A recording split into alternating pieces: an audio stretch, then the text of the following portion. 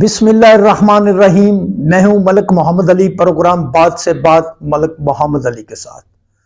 تو آج ہم بات کریں گے کہ پیپلز پارٹی کے رہنما، پیپلز پارٹی کے رہبر آصف علی زرداری کی، جو بڑے دھیمے انداز سے اپنے ٹارگٹس کی طرف آگے بڑھ رہے ہیں، اور وہ اپنے بیٹے کو وزیر اعظم بنانے کے لیے جو ماحول پیدا کر رہے ہیں اور جو ماحول پیدا کرنے کی کوشش کی، اس پر ہم تفصیل سے بات کریں گے۔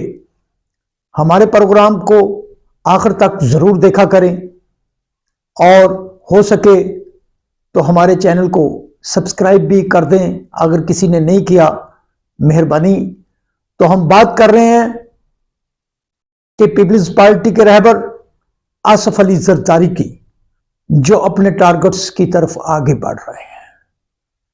سب دیکھ رہے ہیں کہ عمران خان جب وزیر اعظم تھے تو اس وقت پی ڈی ایم کی بنیاد بھی پیپلز پارٹی نے رکھی، خود اے پی سی بلائی، ساری جماعتوں کو اکٹھا کیا، لیکن پھر خود ہی مختلف بہانے بنا کر پی ڈی ایم سے آؤٹ ہو گئی، اور پی ڈی ایم، مسلم لیگ نون، مولانا فضل الرحمان اور دیگر چھوٹی چھوٹی سیاسی جماعتیں جن کا وجود بھی نہ ہونے کے برابر ہے، لیکن وہ کہی جاتی ہیں کہ یہ اتنی جماعتوں کا مجموعہ ہے پی ڈی ایم۔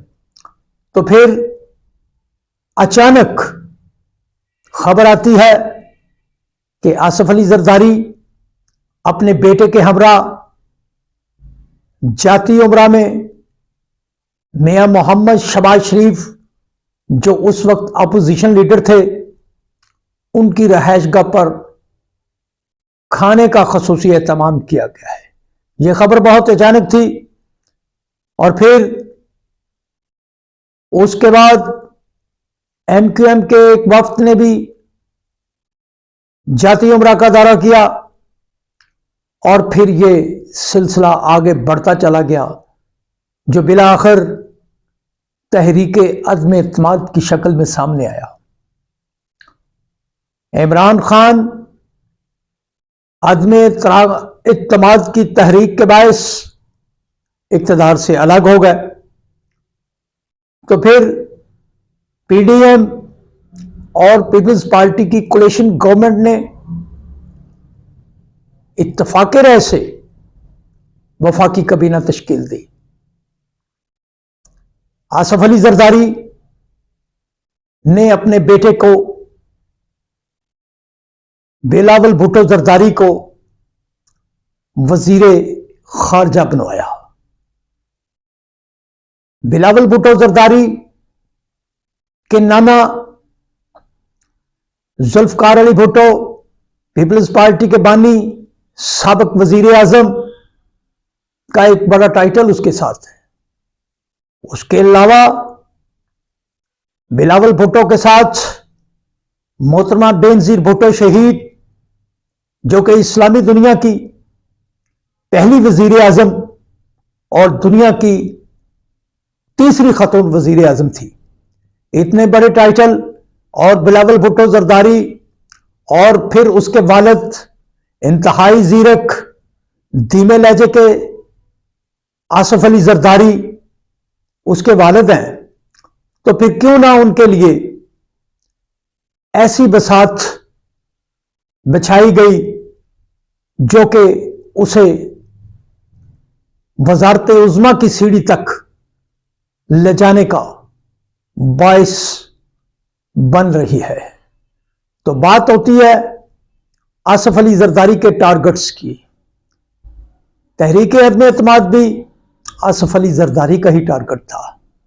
اس نے ہی مولانا فضل الرحمان، میاں محمد شہباز شریف اور میاں محمد نواز شریف کو اس بارے قائل کیا۔ تو یہ آصف علی زرداری کے آنے والے وقت کے ٹارگٹ کی ایک سیڑھی ثابت ہوا۔ اب کراچی کے بلدیاتی انتخاب کے متعلق آصف علی زرداری کی حکمت عملی کامیاب ہوئی۔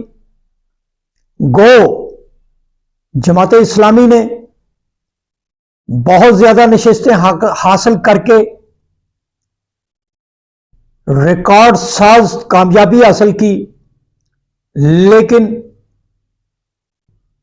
اب بھی پیپلز پارٹی کا خیال ہے کہ وہ کراچی میں اپنا میئر لائیں گے۔ تو آصف علی کی زرداری کا جو ٹارگٹ ہے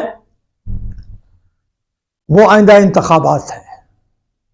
وہ آئندہ انتخابات میں اس حد تک کامیابی حاصل کرنا چاہتے ہیں کہ وہ اپنے بیٹے بلاول بھٹو زرداری کو وزیر اعظم کی کرسی پر بٹھا سکے، اور انہوں نے متعدد بار اس خواہش کا بھی اظہار کیا ہے کہ وہ اپنے بیٹے کو اپنی زندگی میں وزیر اعظم دیکھنا چاہتے ہیں۔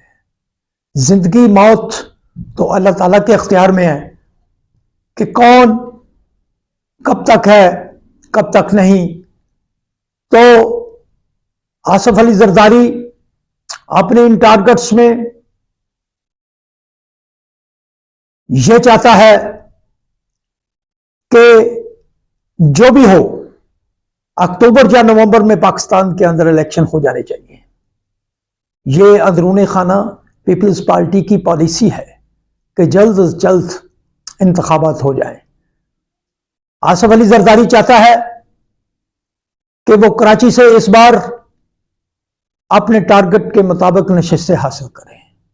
اندرون سندھ کو تو وہ اپنا سمجھتا ہے کہ پیپلز پارٹی کا وہاں کوئی مقابلہ نہیں۔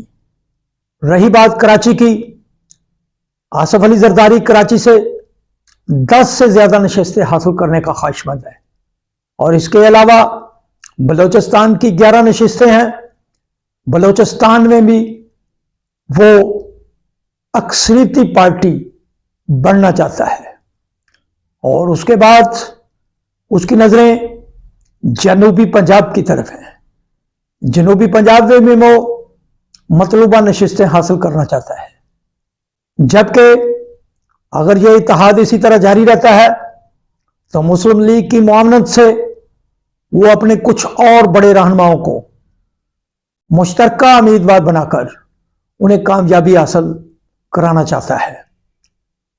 تو بات رہی کے پی کے کی، اس میں بھی آصف علی زرداری بڑے دھیمے انداز میں اور بڑے ہی چالاکی سے وہاں سے بھی نشستیں حاصل کرنے کا خواہش مند ہے۔ تو بات جب آگے بڑھے گی، اگر آصف علی زرداری اپنی مطلوبہ نشستیں حاصل کر پاتا ہے تو پھر اس کی کوشش ہوگی کہ جس طرح اب ایک اتحادی حکومت ہے، اگر مسلم لیگ نون مطلوبہ تعداد میں زیادہ نشستیں حاصل نہ کر سکی تو پھر لامحالہ پیپلز پارٹی اور مسلم لیگ نون اکٹھے ہوں گے، جبکہ مولانا فضل الرحمان بھی اپنا ایک اثر رکھتے ہیں۔ وہ بھی قومی اسمبلی کی، اب بھی اس کی قومی اسمبلی میں 15 نشستیں ہیں، تو وہ اگر وہ بھی کچھ نشستیں اچھی حاصل کرتے ہیں تو وہ بھی اسی طرح کا اتحاد کا حصہ بننے کے خواہش مند ہوں گے۔ چونکہ موجودہ صورتحال میں جس طرح تحریک انصاف 9 مئی کے بعد بکھری ہے، اس کا فائدہ ڈائریکٹ کسی اور جماعت کو ہو نہ ہو، اس کا فائدہ براہ راست آصف علی زرداری کو ہوگا، اور آصف علی زرداری اپنے ٹارگٹس میں خواہش رکھتے ہیں کہ وفاق میں اس کا بیٹا وزیر اعظم بنے۔ سندھ کو تو وہ اپنا سمجھتے ہیں، اور بلوچستان میں بھی وہ خواہش رکھتے ہیں کہ ان کا سی ایم ہو، جبکہ پنجاب میں پیپلز پارٹی کی صورتحال مختلف ہے۔